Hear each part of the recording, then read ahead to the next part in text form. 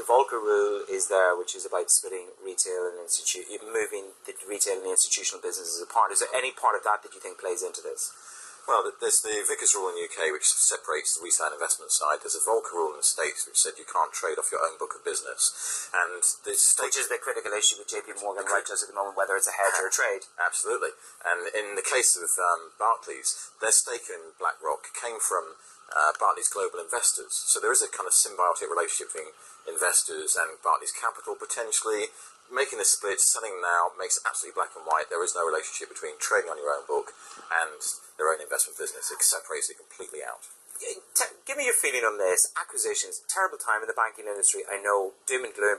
Is there a possibility that Diamond might say, listen, there's some value out there at the moment. Book values are below 1. I might use this $3 billion to pick up a little bit of value.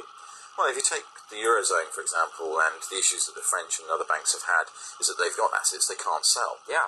If you've got a deal on the table, it seems like a good deal, just over $6 billion, take it whilst you can right now. You saw Man Group pick up some assets today on the asset management side. Let's talk about Spain, because it is it's front and centre today. Round 4, bring in the independent auditors and give our banking story a bit of credibility. Will this do the job? Do you think this is part of the restoration of confidence, this one? Not for me, unless it's transparent and open. And the Spanish have not been transparent. Don't you think that an independent observer, an independent accountant will be? Well, I mean, if you go back to why Greece has got problems today, it's because it's in the Eurozone. How did it get into the Eurozone? They used a number of investment banks, Goldman Sachs being a lead, to create a book of business that allowed them to show their economy was robust enough to come in. Guess who's coming in to audit the Spanish banks? Goldman Sachs and others to help throw out what looks like the bad book of business or make it look better. I've just got a screen up here in front of us for our viewers. Banco Santander, BBVA and Popular, the performance on the year. Obviously, you know, some are more diversified. Popular, BBVA and Santander.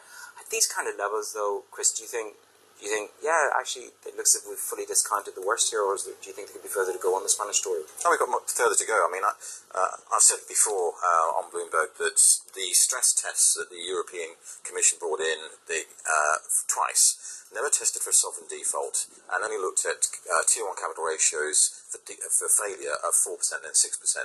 Basel III were now looking at 9%, and back then, 2 years ago, if they had applied a more robust stress test, a third of the Spanish banks would have been, European banks rather, most of them from Spain, would have failed. And that's the issue, that no one's ever really brought out on the table the issues because they've tried to fudge it.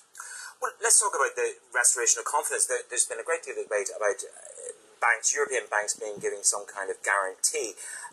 Is that possible? Is that plausible? I mean, that was the whole issue with Ireland. They stood behind their banks, and respectfully to my own country, you know, that allowed their issue to really blow out of all proportion in terms of debt for the sovereign.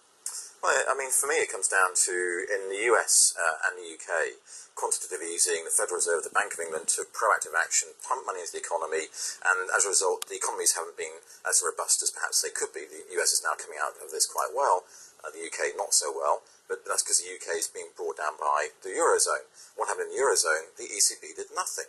They finally step into the fray, pumping in short-term loan deposits, €1 trillion worth, providing the Financial Stability Fund, but it's too little too late. And what they really need to do is to have a central bank that could have taken action and done the right actions up front rather than waiting till now. Chris Skinner from Bellatra, thanks for your insight. So, as we were telling you, shares in Europe close in positive territory, which is a bit of a change.